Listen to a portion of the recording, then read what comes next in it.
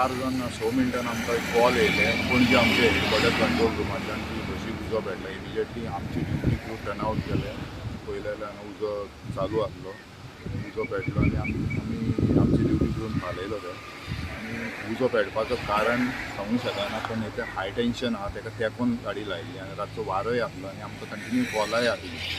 So आमी पावले उपरांत 1 वरा भितर फालयलो. लॉस कशें? Loss under investigation.